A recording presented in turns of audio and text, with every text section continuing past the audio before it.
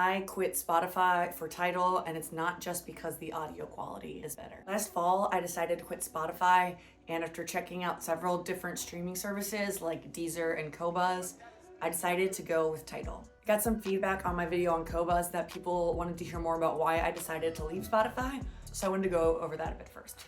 I decided to leave Spotify for several different compounding ethical issues that I had with the company. And as I've been trying to just be more intentional with my choices and where I spend my time and resources, I knew I needed to find a platform that better aligned with my values. First issue, and this is nothing new, and it's pretty well known, I would say almost everywhere, and that is just how poorly Spotify pays their artists.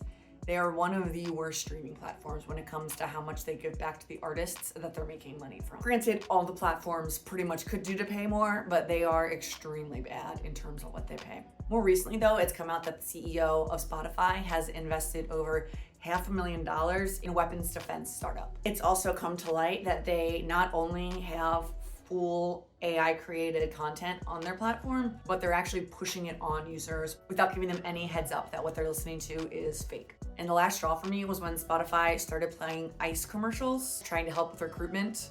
ICE, who is literally in my community right now, terrorizing my neighbors. Out of all of the music streaming apps out there, why did I pick Tidal? To be very transparent, none of these apps or companies are perfect, so it's all related to a give and take of what matters the most to you. For me, I'm someone who grew up heavily involved in the music community, so one of the most important factors to me was it offers some of the highest streaming payouts for artists. So at least the bands and musicians that I love are getting a little bit more when I listen to their music. Second thing that stood out to me was the size of the Tidal music catalog. They have almost as much, at least in terms of what I listen to, on Tidal as they do on Spotify, so I wasn't really having to make a trade-off of what I can listen to.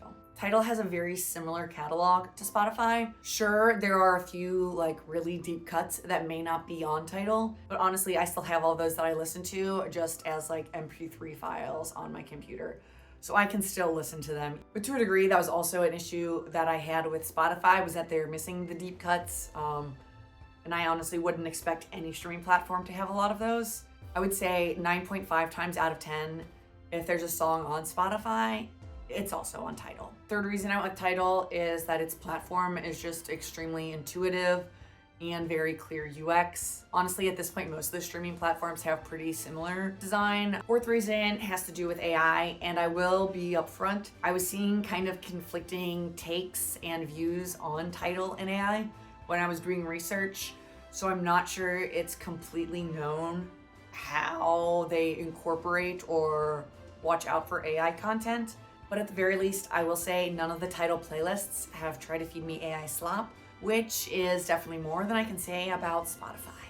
And if you're watching this and you happen to be aware of what Tidal's current policies are for AI music, please just drop those in the comments. I would absolutely love to get some more research on this. Since I decided to stick with Tidal, I wanted to provide a full review of my experience with their services. And there are a few things that after these few months have annoyed me, honestly, a little bit. Clearly not enough to stop using the platform. My biggest complaint is that you can't use voice commands, at least not on my Pixel, to play songs on Tidal. Whenever I tell my phone to play a song, it always just yells at me and tells me that it doesn't have the capability to access the app that I'm asking it to use. My other biggest complaint, and it feels like it might be a bit of a niche complaint as someone who likes to listen to music as I'm falling to sleep, there's no built-in sleep timer on Tidal.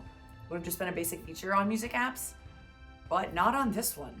I was able to kind of find a solution to this, which was downloading a separate sleep timer app, but I get very annoyed having too many apps on my phone, and I really try to keep it minimal. So I was honestly pretty annoyed that I had to download a second app just to do a feature that I feel like should be included. But when you compare those issues to my issues with Spotify, they clearly don't really compare as drawbacks, and that's why I decided to go with Tidal. Finding this alternative just feels more in line with my really current focus of living more intentionally and being more purposeful where I spend my time and money. So thanks for sticking around. I'd love to hear if you've left Spotify, what you decided to go with as the alternative and why. And if you haven't yet, take a second and subscribe. Not sure Tidal's right for you.